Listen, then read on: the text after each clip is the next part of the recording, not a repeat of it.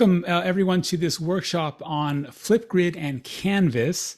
I've got the title here, Engaging Online Conversations with Flipgrid and Canvas. Today I'm going to talk about why we would use it, also talk about and show how we would use it, and share some tips and tricks. And as I like to do in my presentations, please don't hesitate to let me know if you have any questions along the way. You can interrupt me, you can type them in chat, and I will pause as we go through. I don't know how long this will take, but I'm actually got plenty of time if you have more questions. So for the why,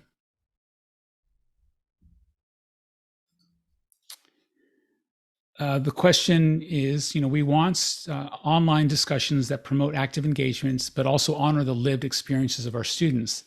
I'm going to share something that I heard a candidate say who was interviewing for a job, that they were working at a campus where the campus was returning to on-campus operations after the after the pandemic. And they were talking to a student on the phone, and the student had asked, do I have to come back to campus for my next appointment?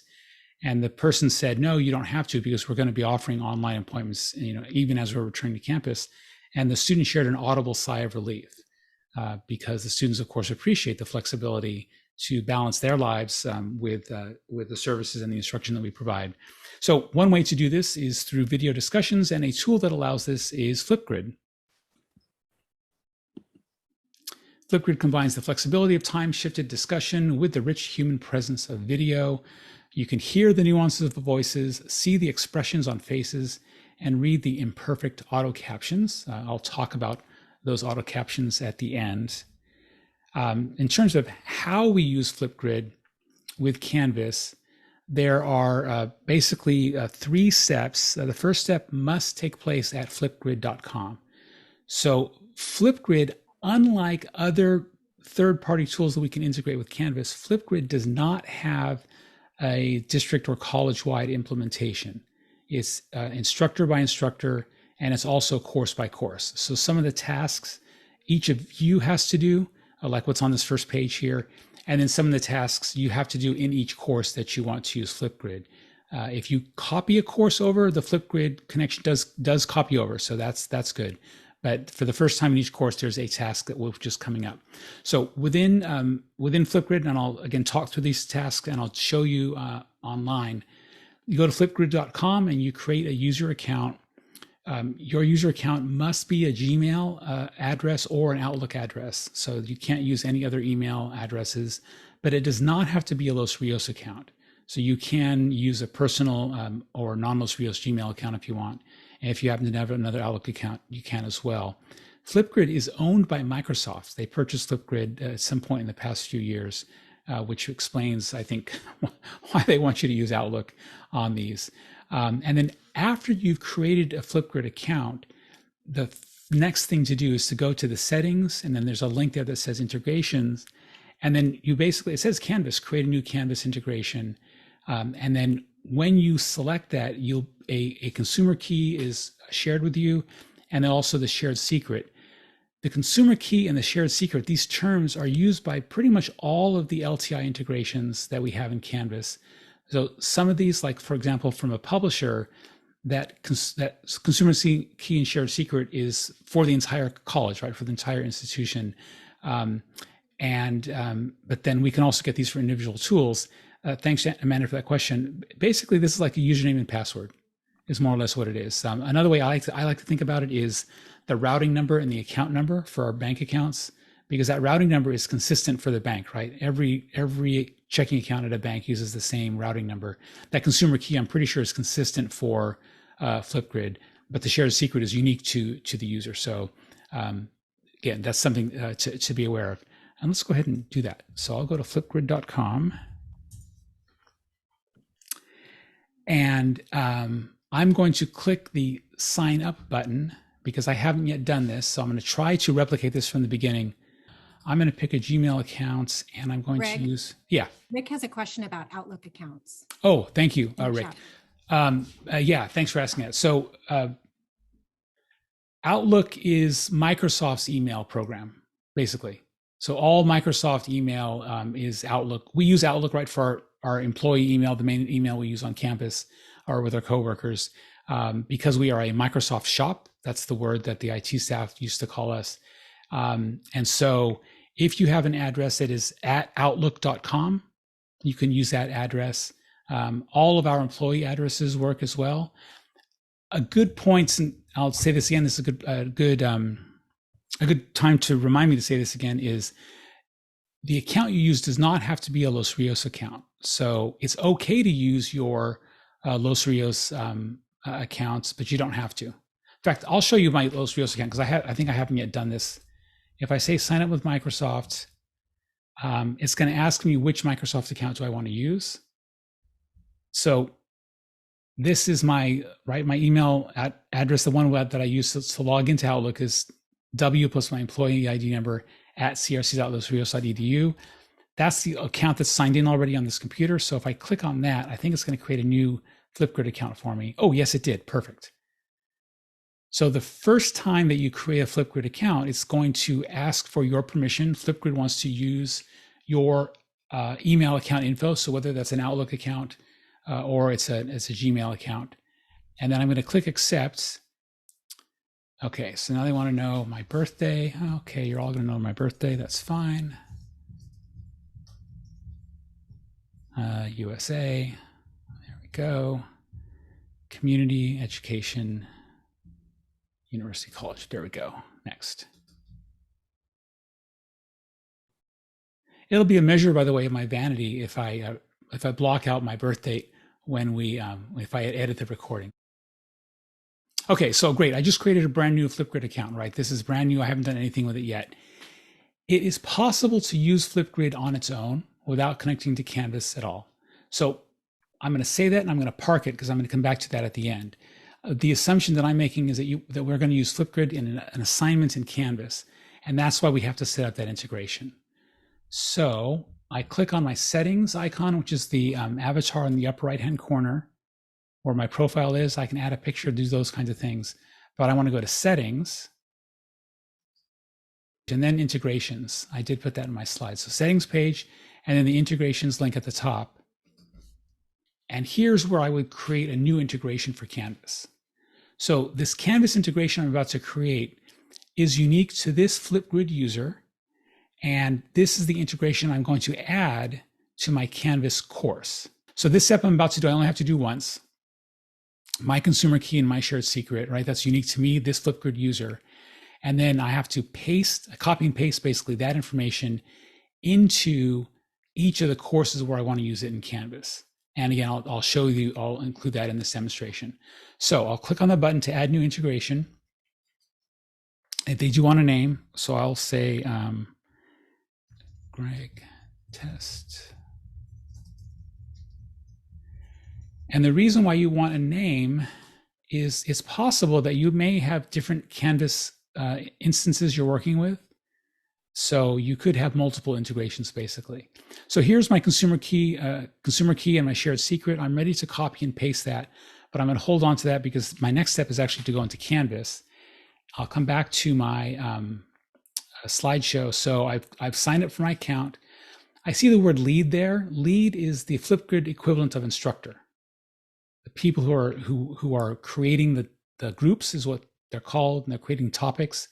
They use the word lead for instructor and then member for students. So that's just their nomenclature. I've signed up for lead accounts. I happen to use my Los Rios Outlook account. I didn't have to. I could use another one. And then I went to settings, integrations, and I created a new Canvas integration. I'm ready to copy that consumer key and shared secret. Any questions before I move to the next step? Okay. So the next step is to use Canvas, to add Flipgrid to my Canvas course. Again, I'll talk through the steps and then show them to you. I have to activate Flipgrid in each Canvas course. And I do that by going to the course settings page, and there's the apps tab. If there's Flipgrid's already installed as an app, it's already ready for us to do. But when we click on it and then we click add app, Canvas will prompt us for that consumer key and that shared secret. And again, I said this before, right? You copy and paste it from your account of flipgrid.com and then use the same consumer key and shared secret in each Canvas course. So let's do that. Go to Canvas and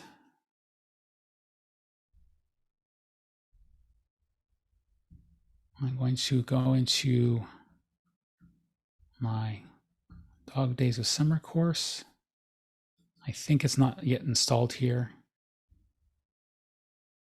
So I go to Settings.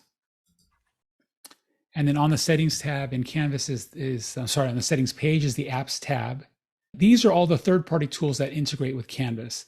And this list is the list of approved apps in Los Rios. So if you use Canvas in other places, you will see a different list on this page here. So these include like the publishers that have gone through the process of being approved, basically, are on this list. There are a couple of others there.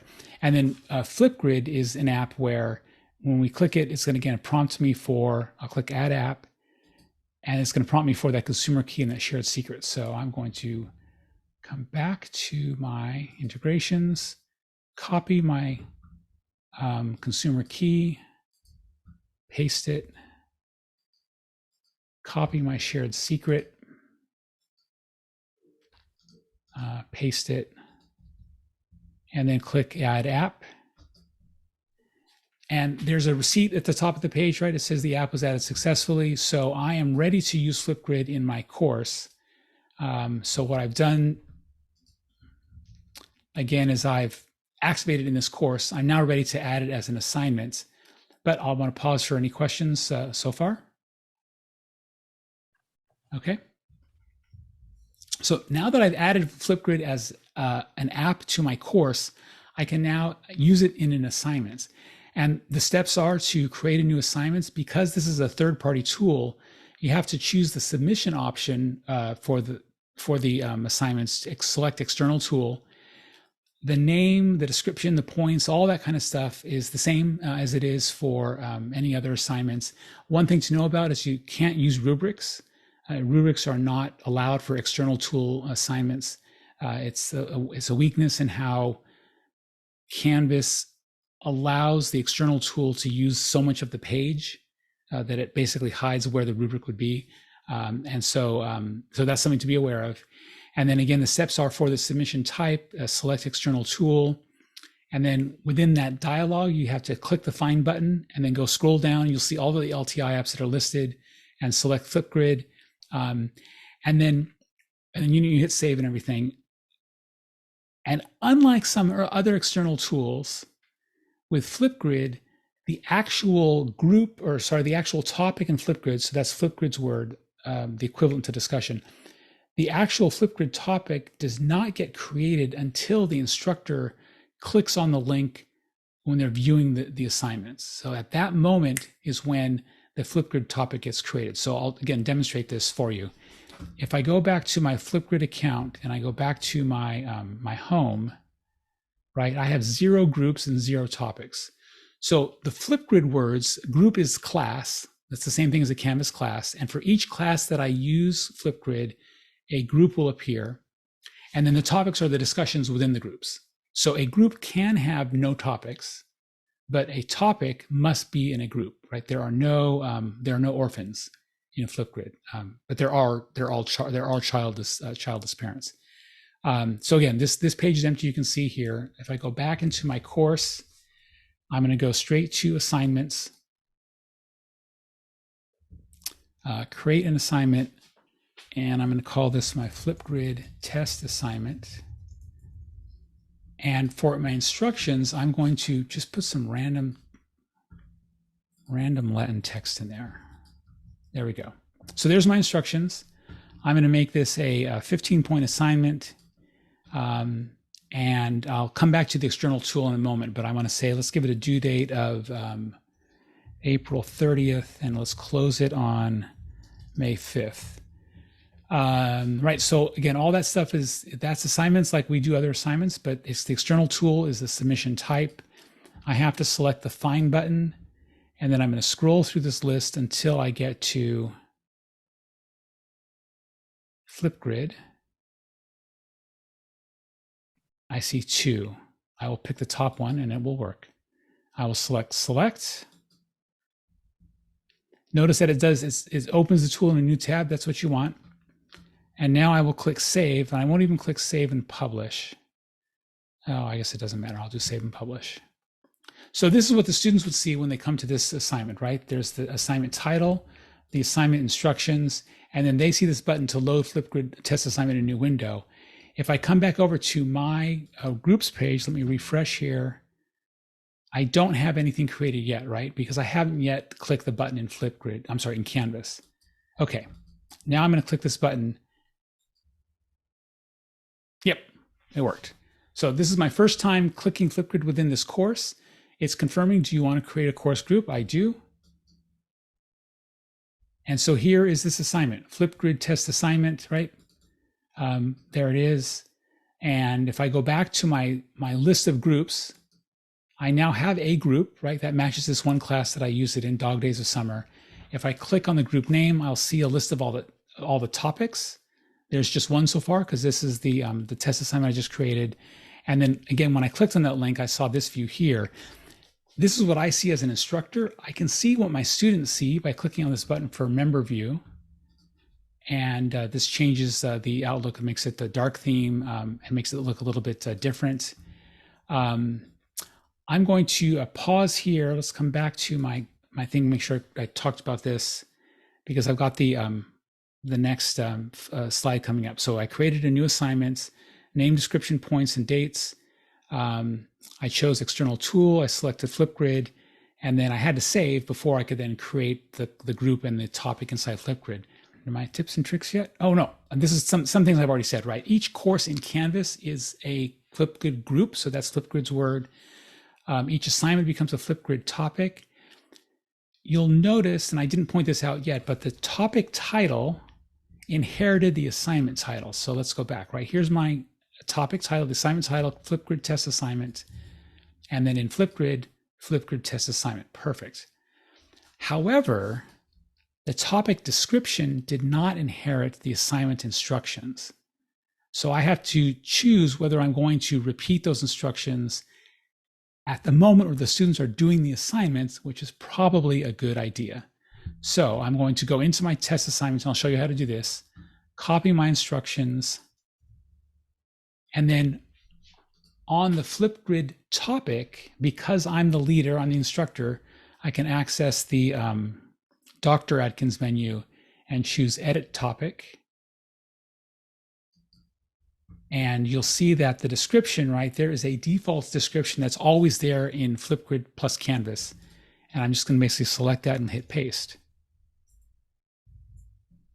Before I hit save, I want to mention a couple of items that I can do here. One is I can add media to the topic. So for example, I could record a video, and I'm going to try to do this while I'm also recording Zoom, and let's try it. And I'm recording. Oh, hi everyone. This is the topic for our class. Please respond with your interpretation of that Latin text I put there. Okay. So I just used a recording and I'm going to hit close. This is the usual Flipgrid interface, which I'll come back to as well, but I can add effects. What do I do here? But I haven't done this often enough. Let's add a sticker. Oh, you know what I want? I want Yoda. Oh, what? Oh, I'd have to upload my own sticker. So let's add a sticker there. Oh, it's a broken heart. How sad. All right. Backdrop I could change, I guess. Okay, and I think I would have done this before the recording actually, so let's see. I'll try this one more time. I'm recording right now. Oh no, I'm adding to my recording. I see the timing here. So this has now become about a 20-second recording. Let's stop. I'll say that that's enough. And then I'll click next. It's not going to work, so let's hit space again. Okay, I'm just going to trim out. There we go. And let's do some trimming. 20-second recording. Let's stop. I'll say that that's. I'll hit confirm. Interpretation of that Latin text I put. I could add music. Let's see, blurred lights. Sounds great. Interpretation. Oh, but it's so loud, right? That music compared to my voice. So while I'm here, let's click on that add music button and let's lower the volume. Put there. Try this one more time. I'm recording. Okay, I'm not worried about the video. This is not a presentation on video editing. This is getting the Flipgrid stuff. And I'm humanizing myself for my students, which of course makes me a better instructor. Okay, I'll select next. I can choose a cover photo. I don't like that one, so let's select a frame in the video. Is there anything better? Am I smiling at all? Oh my gosh, that looks like a politician's smile right there. All right, and I'll select that one. And at least I'm waving, and then I'll hit submit. Okay, so this is Flipgrid in action. You just saw me basically do something quickly. You can imagine our students, and perhaps I know some of you have this experience too of making a video. Okay. I'm still editing the topic, right? The process of filming and editing and the stickers and all that kind of stuff, that's the Flipgrid user thing that they can do. What I like to do is to add a video basically doing the thing I'm asking my students to do in the Flipgrid, right? I want to model the type of interaction, the answer to the question. So I think if I were using Flipgrid for a topic discussion in my history class, right, where I'm asking my students to express an opinion, and they therefore don't want to put my opinion in, because once the voice of grade has spoken, I fear that students will not want to challenge the authority. So what I would do for this, if I were doing the equivalent thing here, is that my video would be talking about the discussion itself, right? Talking about, hey, I'm looking for your interpretation of this or that or whatever. So again, I'm in the mode of editing the topic. So I copied over the instructions from Canvas. That's up here in the description. I added topic media, so that'll sit at the top of the page. The last thing I want to mention is, what time limit do I want to give people in this topic? And you can range from 15 seconds, that's really, really quick, all the way up to 10 minutes, which is way too long. So think about the type of timing response that you want. I don't have any, there are no rules about how long they should be, but I think that if you're asking students to do something, shorter is better, because I'd rather see someone cut off mid-sentence than someone drone on and on and on and try to fill the whole time. That's my own sense.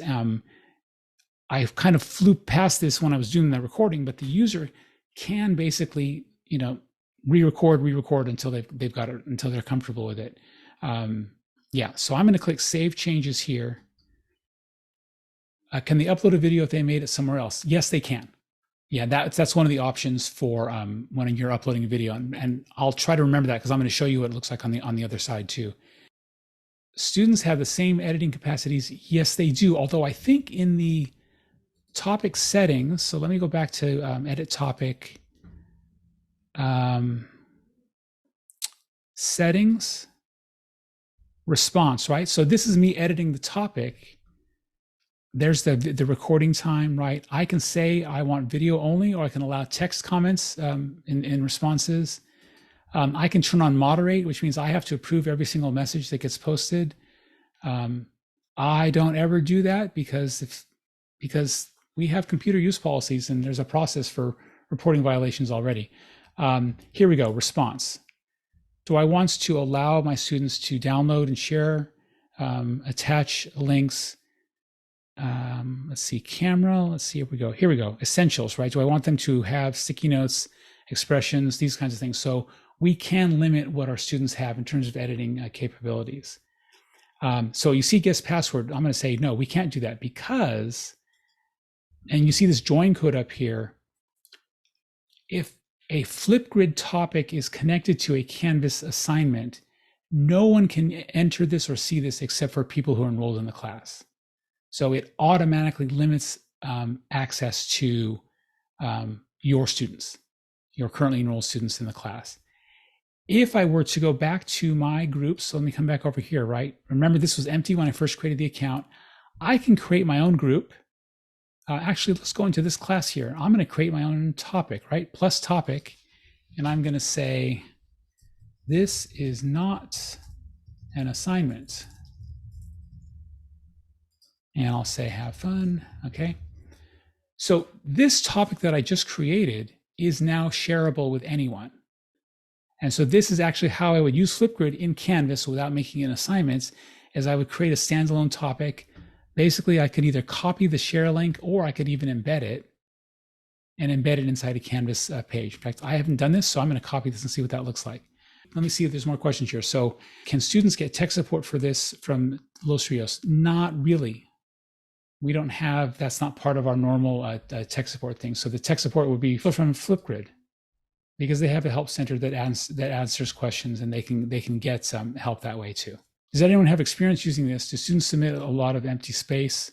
I have experience using this with you, my colleagues as students, and empty space, no. Spend a lot of time on edits. I don't think edits, it's retakes that spend a lot of time. That's what I've seen from reports, is that people are unhappy with a 15 or 30 seconds or whatever the time period is, and they redo it. I know from my own experience with doing video, I love a saying that's a YouTube channel it's a YouTube channel about how to make videos, basically. And their title card that they play at the beginning of all of their videos, it's like about 3 seconds long, and there's some fuzzy stuff on the screen, and the voice says, you got to just hit record. And that's it. You just got to hit record. You just got to do it. And the more you do it, the better you get at it, and it becomes easier. And I think that's a message I would tell the students. India, what tech support from Flipgrid is like, how responsive, accessible, or Luddite friendly?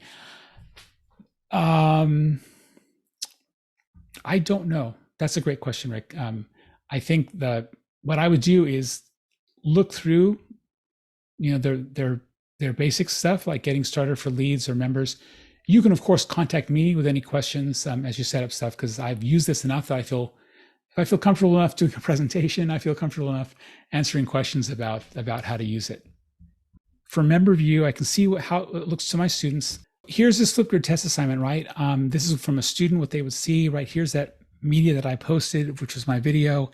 If a student's going to add a response, or I can add a response myself, one of my options for a video is to upload clip. So this is where I can upload a video that I've made somewhere else. And let's come back to my presentation so I make sure I'm on top of things.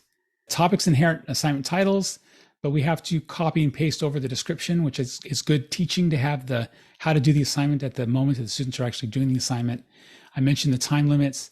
When it's an assignment, you can view the responses in the SpeedGrader, and each video the students submit is a separate submission, right, in the SpeedGrader. You probably know this, that if a student submits multiple times, we can access all their submissions. Those submissions are always out of context, which means you can see each of the videos they submit, but you can't see if they're responding to someone else's video or they're doing it themselves. And the discussion is the same way, right? If you use a SpeedGrader for a discussion, you just see all their posts, but not the context. And it's a normal thing, and this is how I've done it with Flipgrid, like the standard discussion, right? Post once, reply twice. I've done that in my classes, and in my discussions, or when I'm using Flipgrid, I'm used to assessing the submission without worrying about the context. It did bother me when I first started using it. I have one window open with the context, the other one window open, right, with the submissions where a SpeedGrader is. But I'm used to doing it, I guess, long enough. That works. All right, I think I'm going to go to the next slide here, and then this will give me some tips and tricks, and then I'll go back into Canvas for that 2 demos, right? Non-assignment Flipgrid and the discussion versus Flipgrid. A thing to know about Flipgrid, I mentioned this before, is that users must enter it through Canvas. They cannot go to flipgrid.com and try to access that topic. They have to go through Canvas, because that's how Flipgrid validates that they are an authorized user, an authorized viewer of this particular topic. There's a smartphone app. Flipgrid is the app. And if the student tries to access a topic from Canvas on their smartphone, they will be prompted and they have to download the app in order to access it. What you're seeing there is a screenshot of my Flipgrid app showing multiple groups, right? These are the different classes where I have used Flipgrid. Only the instructor can edit captions. So Flipgrid automatically captions every video that gets uploaded. Flipgrid's automatic caption system is like YouTube, like Canvas Studio, like Zoom. It's imperfect. It will make mistakes. The way Flipgrid is set up is that only the instructor can edit. We can edit our own captions. We can also edit any caption to any video posted into a topic. Students cannot edit their own captions. So that is a user privilege that they don't have, that we have. So I've been thinking a lot about captions, because we know that captions are requirements, and I think there are 3 ways to consider captions if we're using it with students. And there's the expedient way, the perfect way, and probably the best way. And I'll say the expedient way of, obviously, besides not using Flipgrid, the expedient way is just to suck it up and to say, hey, students, and let your students know, these videos are captioned, the captions are imperfect. Please contact me or contact the original video author if you have questions about what's said there. That's expedient. The perfect way, of course, is for us to go in and edit every single video caption and go in and edit each of our students' videos, because that will for sure, allow this content to be consumed equitably by our students. And I said the best way, I shouldn't have said that. I should have said the legal way is the third thing I was option, right? So expedience versus perfect versus legal. Our obligations, or I should say the obligations of the institution when it comes to making content accessible, is we do not have to make student-created content accessible. That's an unfair burden on the institution to expect everything that students are created, right? We don't expect them to, we don't require our students to submit accessible PDF files when they're submitting assignments. We don't require them to submit alt text when they're submitting images for assignments, whatever. So when they submit videos, they don't have to caption it. And so there isn't that legal responsibility. If we want to reuse their videos in a future class, and with permission, of course, then it would be our obligation to caption it. Certainly having our videos accurate captions, that serves the interests of our students, because if our captions are accurate, then our students will be able to, we know that our students will have the equitable ability to consume those videos that we make. And then thanks, Rick, for asking that question. I'm sorry I didn't mention this either. Students do not have to create Flipgrid accounts. Only the instructor does. So the student can just, they click on the link, they're in the thing, and they click record on the video. Do the imperfect captions satisfy ADA requirements? No, based on what I've heard about captions. But again, the only videos that have to be captions are the ones that we make. So in my video, let me show you what that looks like. Let's go into that. If I go up here and I select edit captions, right? There's only one video here right now.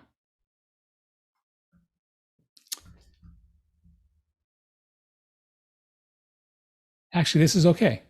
I'm reading, I'm just reading through it and I can see that there isn't a lot of, so you know what? This is better than YouTube.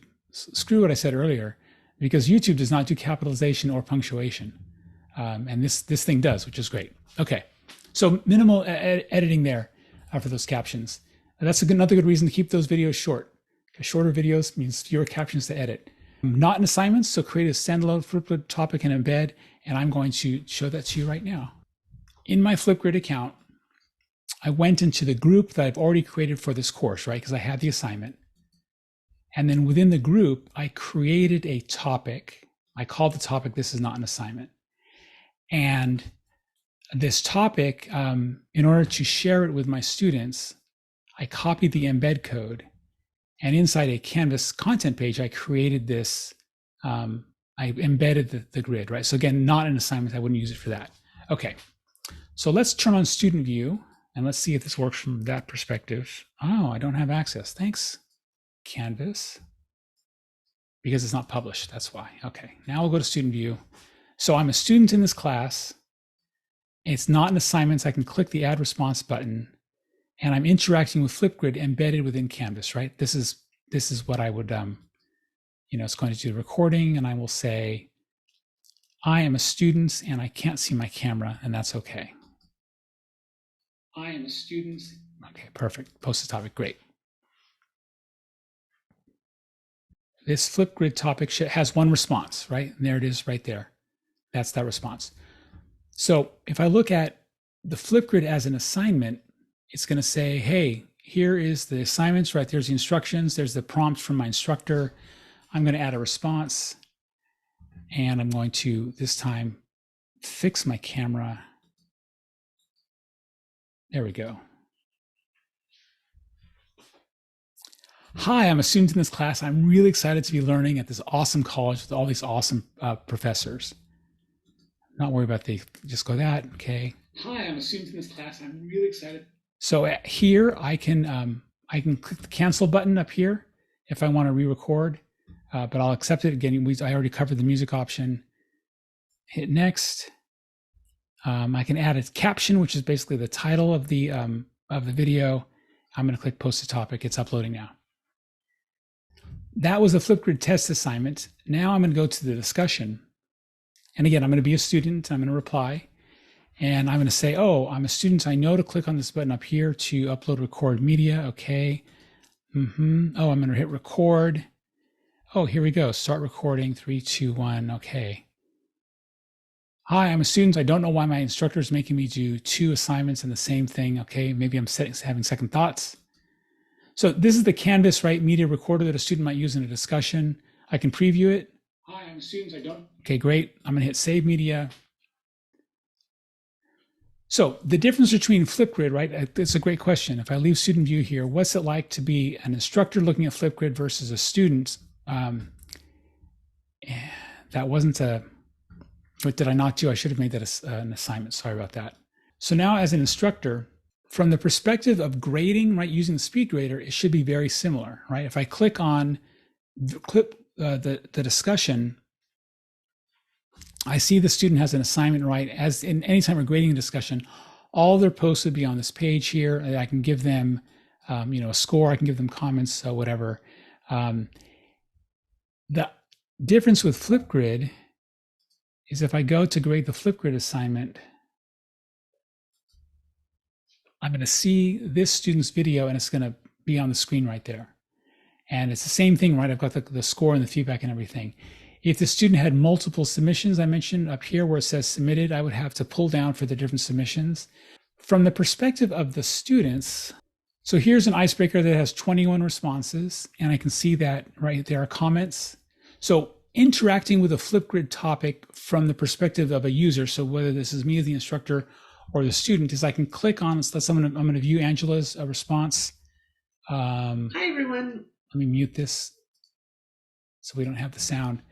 And navigating through a Flipgrid topic, right, at the top of the bar here are each of the responses to the prompt, right? So there's Angela's icebreaker, here's Keelan's icebreaker, David's icebreaker, Karen, and then as there are responses to these, you can scroll down. So when Karen posted her response, I can scroll down, I can see that Daniel replied to Karen, Angela also replied to Karen, and Keelan replied to Karen.